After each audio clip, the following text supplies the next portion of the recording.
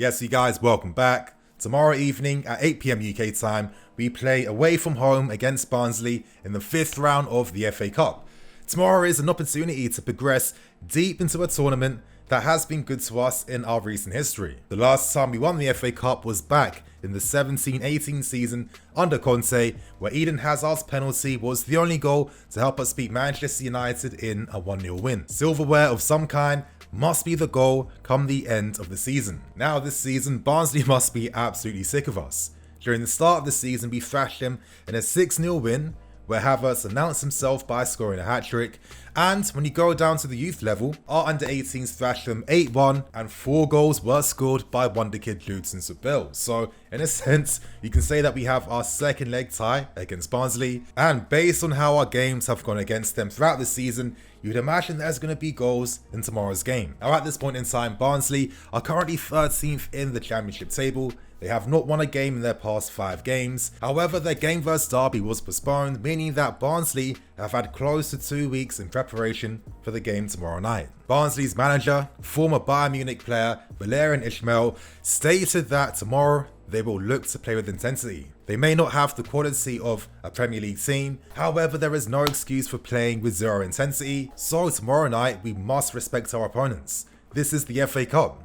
The FA Cup is historically known as a competition that is known for its upsets, and with Barnsley, credit to them, I have to say they are a pretty forward-thinking club. Now they're owned by the management group PMG, who follow a similar model to Red Bull, who have RB Leipzig and RB Salzburg. They also own clubs like FC Thun in Switzerland and Nancy in France. Their manager sets them up using a 3-4-3, and it seems tomorrow Barnsley are ready to take advantage of the rest period that they have. So in tomorrow's game, as I stress, we cannot afford to be complacent. Tuchel does not want to see the lineup he puts out tomorrow playing with any complacency, and in tomorrow's game, this will provide an opportunity for Tuchel to assess the rest of the team, to potentially experiment with the lineups, or experiment potentially with the formations too. Regardless of whatever team plays, they must win the game tomorrow. In today's match preview, guys, I'm going to break down Tuchel's press conference, as well as ending by giving my predicted lineup. So I hope you guys do enjoy. If you like today's video, smash that like button, and don't forget I have released a new daily video, so it'll be in the cards above. And now you guys, let's kick things off with the press conference, and immediately Tuchel revealed that he wants the team to respect their opponents tomorrow night, and he revealed that there is going to be a high possibility of lineup changes in the team tomorrow, by stressing that a lot of the players that have not participated as much during the season have deserved to be on the fields. They haven't got that opportunity, but tomorrow they will get their moment. So when it comes to players that can feature in the game tomorrow, we've got 2 confirmations. Those 2 players are Hakim Ziyech and N'Golo Kante. Now with Ziyech, his time has been heavily affected by injury. He faced injury at the start of the season. He's faced injury during the middle of the season as well, and as Tuchel came into the team too, and he has not been fully fit working under Tuchel too. So tomorrow is an opportunity for Ziyech to, give us a glimpse of what he's really about. For me, you guys, I absolutely adore the player. I think he is such a top high-class player, and I know that as the season goes on, for sure he's going to find his form. And it's the same thing for N'Golo Kante. Tuchel reiterated the fact that he has always wanted to work with Kante. He reiterated the fact that Kante's body must be managed, and for me, this makes a ton of sense. Now, in the recent seasons, Kante has been overused. His body has broken down quite a lot. So naturally, Tuchel wants to manage his body, manage his workload for very good reason, because when we play against Atletico Madrid, you want to have a fully fit Kante ready and available for that game. So I like that Tuchel is respecting Kante's body, and of course tomorrow's game is an opportunity for Kante to find his feet and get back to full speed. Tuchel did confirm that Thiago Silva will play no part in tomorrow's game. I think this was something to expect, to be honest, and with our game coming against Atleti in literally under 2 weeks time, that's the only game I care about Silva being fit and available for. Tuchel was asked about transfer links with Upamecano and Haaland, with Tuchel saying that he's someone that respects players under the management of different clubs, so he won't be confirming anything, he won't be speaking about anything like that. Let's see if the press understand that and get that hint. Most likely they won't. And to end with the 2 final questions, we found out that Tuchel is very impressed with the intensity and the professionalism of the squad he's working with right now. He said that with the FA Cup, even when he was a kid, he knew the significance of the competition. Back when he was young, he had no internet, there was no TV, but he already knew just how important it was to play a cup final in Wembley Stadium. And to end things with the final question, we never got confirmation in regards to Havertz or Pulisic. They will be spoken about in the press conference on Sunday, so let's hope that it's good news. Let's hope that there's nothing negative behind that, you guys. And now, that's the press review over. We now end things with a big segment today, and let's predict the lineups we can see in tomorrow's game.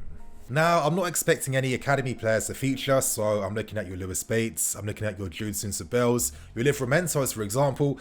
If they were to be part of the squads, I'd be very surprised, but considering that Tuchel mentioned that he's happy to work with the 22 outfield players he has already, for me that tells me that he is only going to focus on this group of players, which makes a ton of sense because he has priorities this season, he has goals he has to achieve, and of course, you know, it's about working with the squad in such a limited amount of time to get them up to speed with his tactics. So I'm okay with that, but I am expecting Anjorin and Gilmour to be involved in the game in some aspects. And now, let's kick things off with the first predicted lineup. I've gone for a 3-4-2-1. In the team, I've gone for Tammy up front.